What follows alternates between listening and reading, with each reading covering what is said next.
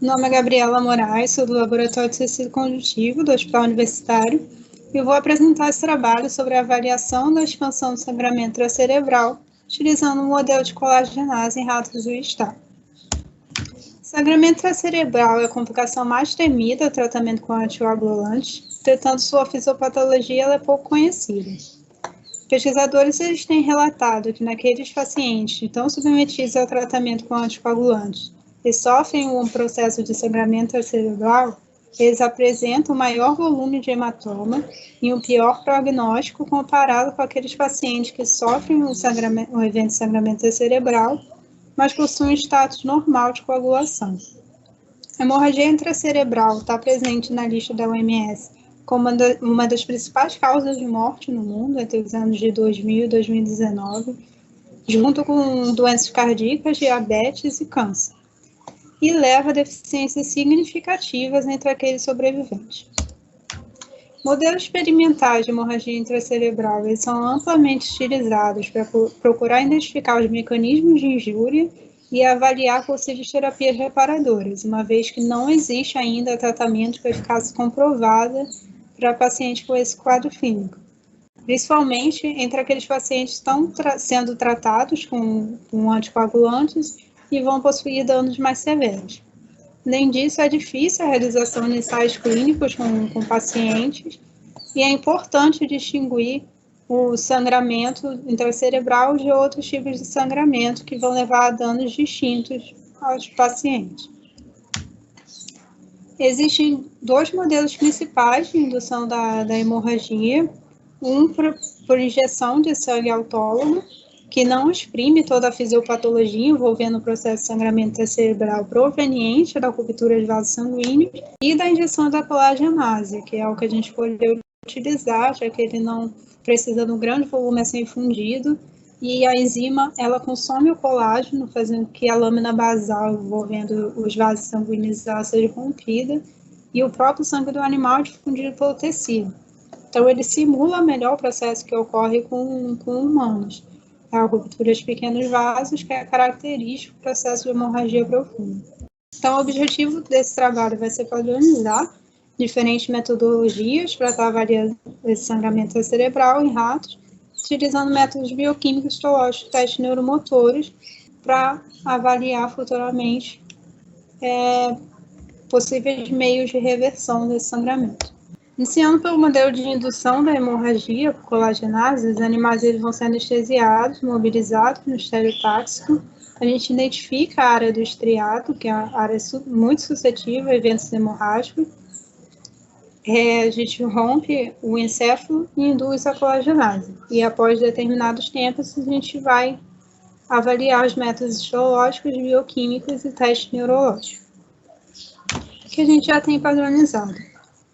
O protocolo de ressonância magnética, onde os cérebros dos animais vão ser avaliados em teste LA1, que avalia a presença do tecido lesado, teste LA2, que avalia a presença do edema, teste LA2 estrela, que avalia a presença de substâncias paramagnéticas. Nesse caso, vai ser o ferro, que é presente no sangue, então isso confirma para a gente a presença do sangramento.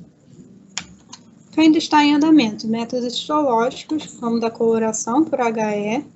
Essa imagem é de um animal que foi tratado com varfarina, que é um anticoagulante sabidamente aumenta os riscos de hemorragia intracerebral, e ele marca a extensão desse sangramento nessa coloração mais rosada. A gente pretende estender esse procedimento para outras moléculas com características anticoagulantes no nosso laboratório. Outro método de coloração de início, com antionina, que vai marcar os neurônios, mas não marca as hemácias como uma coloração HE. Como com a extensão do processo de hemorragia intracerebral tem maiores danos neurológicos, maior morte de neurônios, a gente vai ter uma redução da marcação no local da lesão, no decorrer do tempo, como mostra nesse trabalho da Frontiers in Neuroscience, que avaliou esse método de coloração de início junto com as imagens com ressonância. A gente pretende estender nossa análise a esses dois métodos de coloração, avaliando em função do tempo. A gente fez esse procedimento com 24 horas de período. A gente não observou tanta diferença na marcação. Talvez por essa questão do tempo, 24 horas não tem uma morte neuronal significativa. Como mostra desse trabalho da Frontiers Neuroscience, a primeira marcação foi feita 3 dias após a indução da hemorragia, em um período de 8 semanas.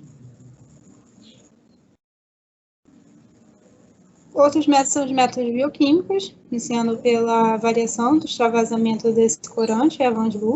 O corante é injetado por via intravenosa e a gente avalia no espectrofotômetro a quantidade desse corante que foi extravasado.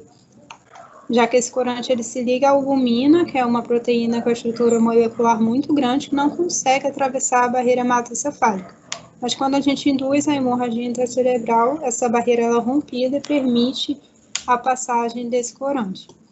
Hoje em dia a gente está realizando esse experimento corante a 4%, mas quando a gente observou nesse trabalho da corrente de protocolo de 2019, eles fazendo esse mesmo experimento com corante a 2%. Então a gente pretende refazer esse experimento com corante a 2% e a 1%. Outro processo é a dosagem de hemoglobina, para a gente avaliar o volume de hemorragia presente a partir desse reagente Drabeck, que é responsável por converter toda a meta-hemoglobina e ciano-meta-hemoglobina, que é a forma mais estável da hemoglobina. Então, essa dosagem ela é menos suscetível a erro. A gente ainda precisa avaliar se esse experimento vai ter sensibilidade para avaliar animais que sangram mais daqueles animais que estão sangrando menos, uma vez que a gente já fez esse experimento com alguns animais, mas a gente não observou tanta diferença quando a gente avaliou no espectrofotômetro da ELISA, daqueles animais que visivelmente estavam sangrando mais, daqueles animais que estavam sangrando menos.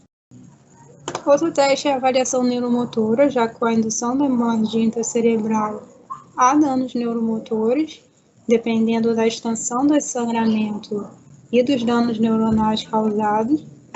Então, a gente faz alguns testes neuromotores. A gente atualmente faz o teste de rotação da cauda. Os animais são suspensos pela cauda. A gente observa a direção dos animais rotaciona a cabeça e elevam o corpo.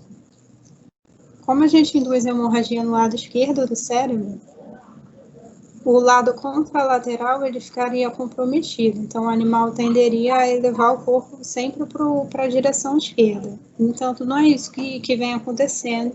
Talvez pelo período que a gente está fazendo esse teste, a gente faz antes da indução da hemorragia, 24 horas depois. Mas, como a gente viu naquele trabalho da Frontiers Neuroscience, 24 horas não tem ainda o dano neuronal significativo. Então, talvez a gente tenha que esperar mais tempo para estar realizando esse experimento.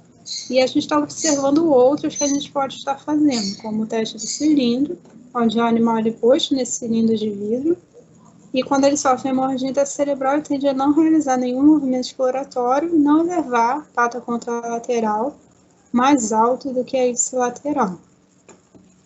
Outro teste é o teste da barra rotatória. Os animais são dispostos nessa barra, que está numa velocidade, e é observado no período de tempo a quantidade de quedas que eles vão ter. Então, os modelos experimentais eles podem ajudar a preencher lacunas ainda existentes, uma vez que é muito difícil a realização de estudos clínicos, pacientes com esse quadro clínico. Entender melhor toda a fisiopatologia envolvendo o sangramento intracerebral para futuramente avaliar mecanismos de reversão rápida nesse sangramento, para auxiliar futuros estudos clínicos e um dia conseguir diminuir a mortalidade e as deficiências que a hemorragia intracerebral traz naqueles pacientes que sobrevivem. Então, são as referências e obrigada.